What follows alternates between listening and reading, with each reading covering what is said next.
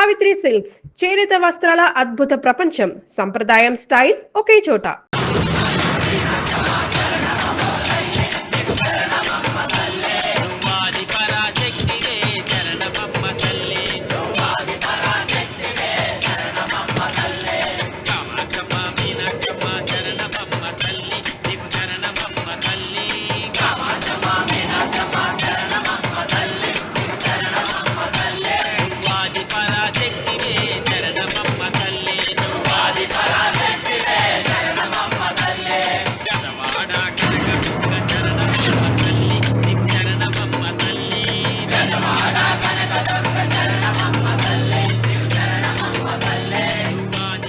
ఏం అర్థమే కావడం లేదా రావణ చౌదరి? నువ్వు చదివింది ఒక్క తమలపాకు, నేను చదివింది పదాకులు విస్తరాకు. నీకీ భూమి సిక్కనే కూడదు. సిక్కకుంటే నువ్వేం చేస్తావో నాకు తెలుసు. సుబ్బారాయుడికి చూపినట్టు తాళిబొట్టు చూపించి గబ్బు లేపుతావు, లేకుంటే ఫైల్ వారకు చేసినట్టు ఎముకల్లోకి సున్నం లేకుండా పిండి లేపుతావు. అదానికి నేనే ముందుగా కొట్టిన గాయం ఏడ ఉందో తెలియని కముకు దెబ్బ. 30 ఎకరాల భూమి నిత్యాన్నదానం కోసం అమ్మవారి దేవాలయానికి రాసేసిన ఈ దేశంలో నేను పోయేదానికి యాకోర్టు లేదు. అదానికి దేవుని కోర్టుకు రాసినా నువ్వు వాటికి రాలేవు. నా 30 ఎకరాలు నాకు దక్కకున్నా పర్వాలేదు, నీకు దక్కకూడదు. నా పొలం ఆక్రమించుకుందామన్న అహంతో పొగరుతో ఇంటికొచ్చినావు. తల దించుకొని తిరిగి దారి పట్టాలి. నీకీ భూమిలో చారుడు మట్టి గుడక దొరకదు రావణ చౌదరి.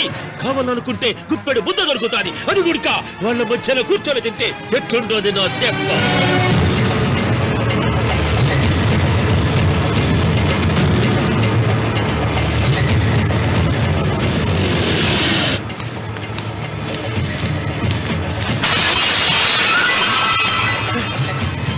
ఏమైంది?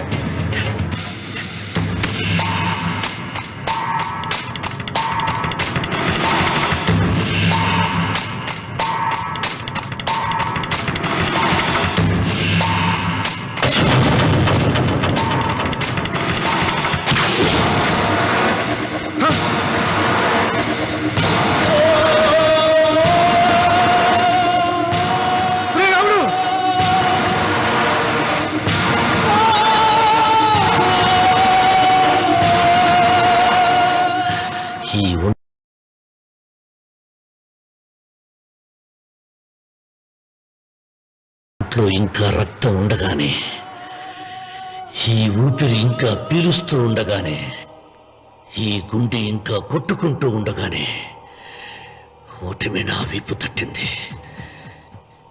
ఈ రక్తం మొత్తం ఒంట్లోంచి పోవాలి.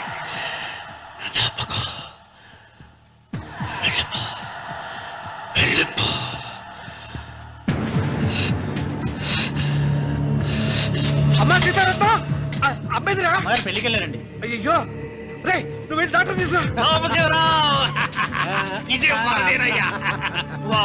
అయ్యో నీ బుర్రే బుర్రా.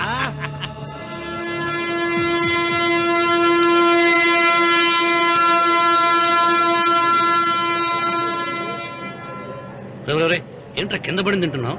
రేపటి నుంచి మీరు కూడా తినాలండి. ఎందుకురా? లేకపోతే ఏంటండి, పని అమ్మాయిని ప్రేమించగానే సరిపోలేదండి, వాళ్ళు అలవాట్లు కూడా నేర్చుకోవాలి. అందుకని రేపటి నుంచి చికెన్ నేను తింటాను, జొన్న రొట్టె కొట్టుగా మీరు తినండి. ప్రేమకు పేదరికం అంటారు. ఆ అమ్మాయి కోసం నా ప్రాణాయనే ఇస్తాను. పని మనిషిని ప్రేమించావా? అమ్మా నీ దండం పెడతానే, పని మనిషిని కలుపుకులా తీసేయద్దు. ఆ అమ్మాయి అంటే నాకు ఇష్టం అమ్మా. అమ్మగారు ప్రతి పెళ్లికి అబ్బాయి గారు తీసుకెళ్ళి వాళ్ళ ఎత్తి అక్షంతలు వేయించడమే కానీ ఆయన నెత్తి మీద అక్షంతలు ఎప్పుడు ఇస్తారండి? అసలు ముదిరిపోయిన బెడకాయలో తయారవుతున్నాడు.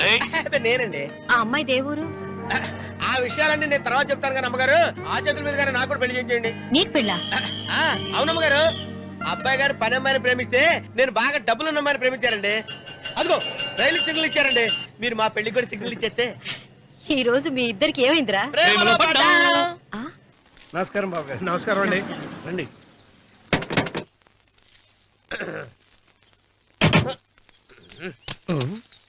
ఏంట్రా అన్నవరం పూజిచ్చి నిలబడ్డావు? అరటికల్ లోపల తీసుకురా. నేను తీసుకురానండి. ఏ నన్ను తీసుకెళ్ళమంటావా? మీరు తీసుకెళ్తారు, లోపల పెట్టుకుంటారు, మీ ఇష్టం. ఏమైందిరా నీకు? ఏమైందంటారేంటండి? లోపల నా గుండెలకు వచ్చిన ఎంకం ఉందండి. అది నన్ను ఎంత మోసం తెచ్చిందో తెలుసా అండి? ఆ విషయం నేనే మర్చిపోయాను. ఒరే అన్నవరం, తమరు మాత్రం వెంకమ్మను మోసం చేయలే? నేనే మోసం చేశానమ్మా. అదేనమ్మా 100 ఎకరాల పొలం ఉంది, 200 ఎకరాల పొలం ఉంది అని చెప్పావు కదా, అందుకని నోరు మూసుకుని లోపలికి వచ్చి వెంకమ్మ నాకంటే ముందు నువ్వు పెళ్లి చేసుకో, ఆ తర్వాత రుక్మిణి నేను పెళ్లి చేసుకుంటా. అరటిగా తీసుకురా. నేను రాను, మీరని చెప్పినా నేను రాను. రావా? రాను. అయితే రామన్న చౌదరి గారికి చెబుతా. అమ్మా, వద్దు వద్దయ్యో. అమ్మా, తీసుకురా. నమస్కారం అండి.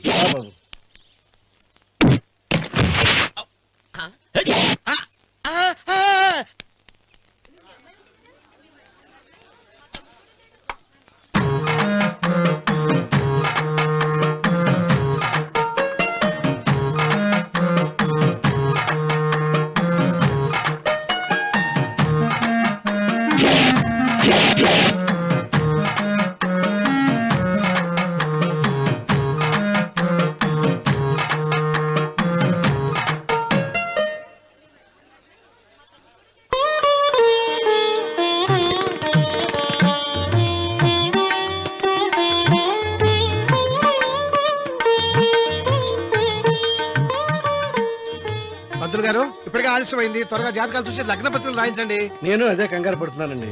ఇప్పటికే ఆలస్యం అయిపోయింది, మంచి ముహూర్తం దాటిపోతుందేమోనని. మీరు మాత్రం ఏం చేస్తారండి? మీ ఊరు నుంచి బయలుదేరి రావాలంటే ఒకవైపు కొండ, ఇంకోవైపు చెరువు, మధ్యలో ఆలయం. ఆలయం లేకపోతే సమయానికి వచ్చి ఉండేవాడుగా.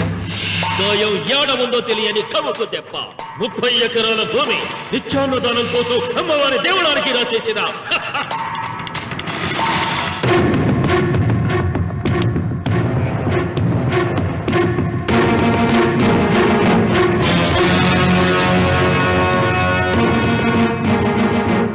బావగారు ఏదో ఆలోచిస్తున్నారు.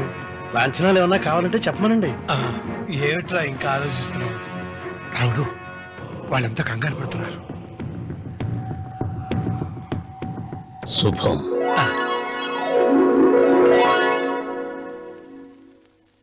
ఏం మాట్లాడుతున్నారు రావణ చౌదరి గారు?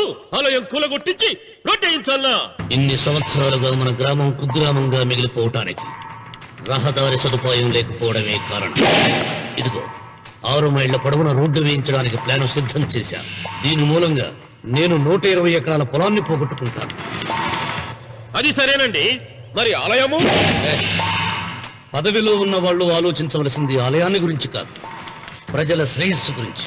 ఒక పక్క కొండ, ఇంకొక పక్క చెరువు, మధ్యలో ఆలయం. దాన్ని పడగొట్టకపోతే ఇంకో 6 మైళ్ల దూరం ఎక్కువ పెరుగుతుంది. అది అమ్మవారి ఆలయము. నోరు లేని అమ్మవారి కంటే నోరున్న జనం గొప్పవాళ్ళు. రోడ్డు లేకపోబట్టి ఈ పల్లెలోని పేద ప్రజలు పండించుకున్న కూరగాయలు పట్టణానికి తీసుకెళ్లలేకపోతున్నారు. వాళ్ళ బాగు కోసం రోడ్డు వేయించి తీరుతాను. దానికోసం ఏమైనా చేస్తాను. ఏం చౌదరి గారు, మీ ఇంటి మొగల శివలింగం ఆన్నే ఉండాలా? దానికి దినాము పూజలు పురస్కారాలు జరుగుతాండాలా? అమ్మవారి దేవళం మాత్రం కూలగొట్టాలనా?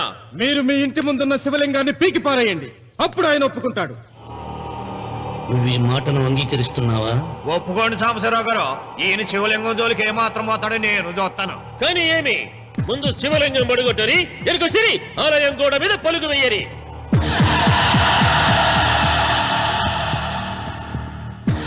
ముందుకేసిన అడుగు వెనక్కి తీసి అలవాటు ఈ రామన్నకు లేదు. నేను మడమ తిప్పను. మీరు మాట తప్పితే మరణహోమమే.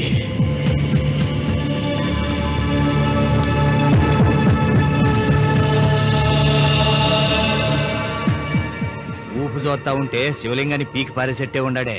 అయితే సాంబశివరావు గారి 30 ఎకరాలకు ఎసరే. ఆ ఇంటి ముందుండేటిది మామూలు రాయి కాదయ్యా, మహిమగల శివలింగము. తరతరాలుగా వాళ్ళ వంశాన్ని కాపాడుతాడే దేవుడు. చెయ్యి వెయ్యని తెలుసది.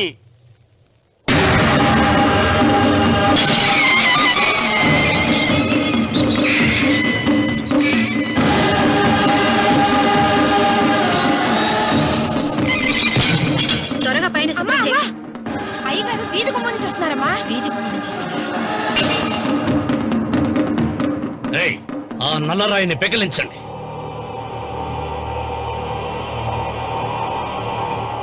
ఓ, మీరందరూ హిందువులు.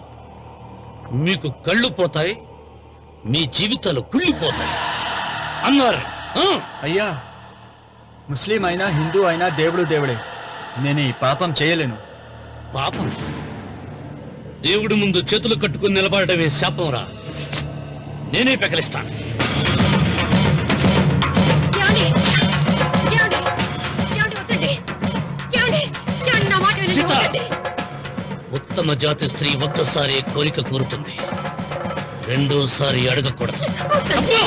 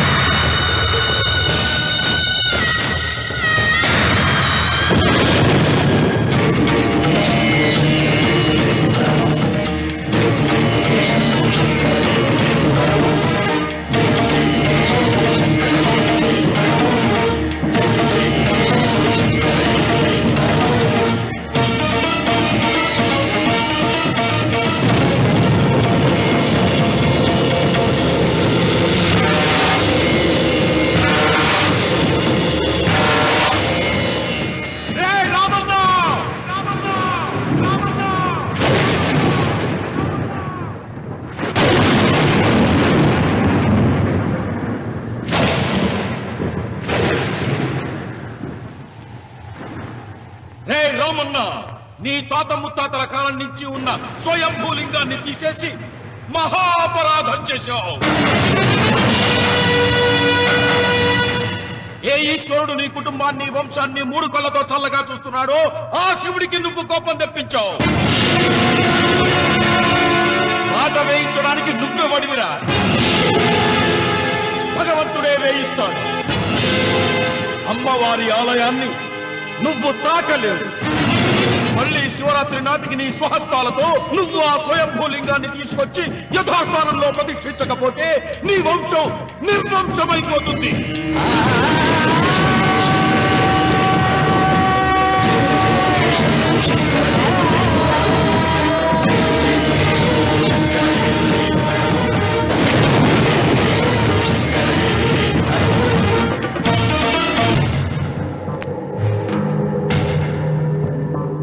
శివలింగాన్ని మీకు చెరులో మారేశాడు. ఇంకా గుడి మీద కూడా వస్తాడు. ఎక్కడొస్తాడు?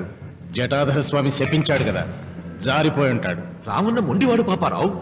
శాపాలకు తాపాలకు లొంగిటోడు కాదు, వస్తాడు. అతను వచ్చే లోపే పొలం ఆక్రమించుకోకుండా దేవళం కూలగొట్టకుండా ఏదో ఆలోచించాల.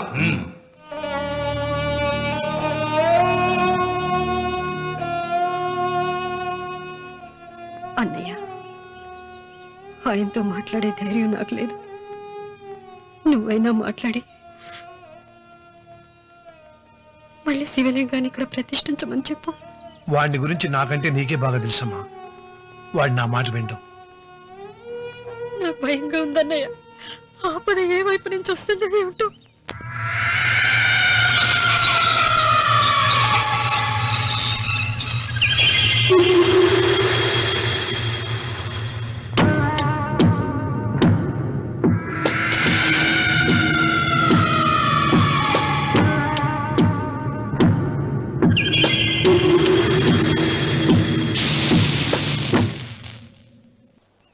వాడన్నిటికీ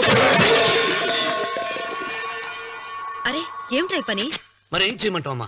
నాన్నేమో ఆలయం పడగొట్టడానికి వెళ్తున్నారు. నా పెళ్లి అయిపోవటం ఖాయం. ఇంట్లో కూర్చుని నీకు వంట సాయం చేద్దామని వచ్చాను. అన్నయ్య, నువ్వే ఆయనకి ఏదో ఒకటి చెప్పి ఆలయం పడగొట్టకుండా చూడాలి. నేను మాత్రం ఏం చేయగలనమ్మా? వీడి పెళ్లి వరకు ఆలయం పడగొట్టకుండా ఉంటానని ప్రయత్నిస్తాను. ఆ తర్వాత వాడి దయ. అన్వర్, అయ్యా, బండి రెడీ చేయి. రావుడు, నీతో ఒక విషయం మాట్లాడాలి. ఇలా కూర్చో.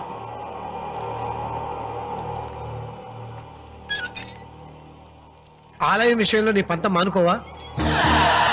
నిన్న జరిగింది మరచిపోను, నేడు జరగాల్సింది వాయిదా వేయను, రేపు జరగబోయే దాన్ని గురించి ఆలోచించను. ఆలయాన్ని ఈ రోజే పడగొట్టిస్తాను. నీకు కావాల్సింది పొలం కదా, ఆలయం జోలికి ఎందుకు వెళ్ళటం? ఆ పొలం నాకు దక్కకుండా అడ్డుపడింది అమ్మవారి ఆలయమేగా. ఆలయాన్ని పడగొడితే ఆ పొలం నీదవుతుందా? అవుతుంది. ఆ సాంబశివరావు పొలాన్ని రాసింది ఆలయానికేగా. ముందు ఆలయాన్ని పడగొట్టించి ఆలయమే లేదు కాబట్టి ఇక పొలం ఎందుకని ప్రశ్నించి అప్పుడు నా స్వాధీనం చేసుకుంటాను. కొడుకు పెళ్లికి తాంబూలాలు పుచ్చుకున్నావురా. 3 ముళ్ళు వేయించకుండా ఆలయం పడగొట్టాలని బయలుదేరుతున్నావు. ఇది ఏమన్నా ధర్మంగా ఉందా?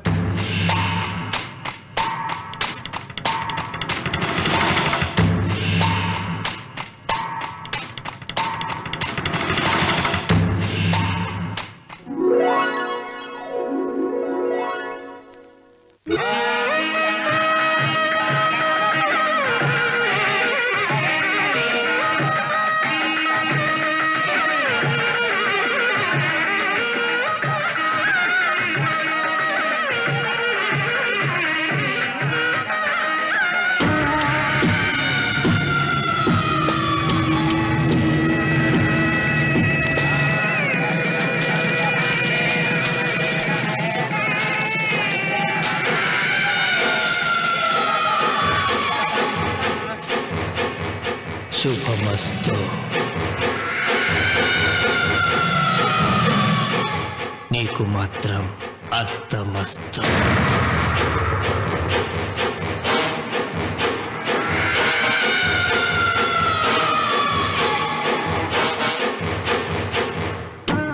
పెళ్లి కూతురు కంటే నువ్వే అందంగా ఉన్నావు.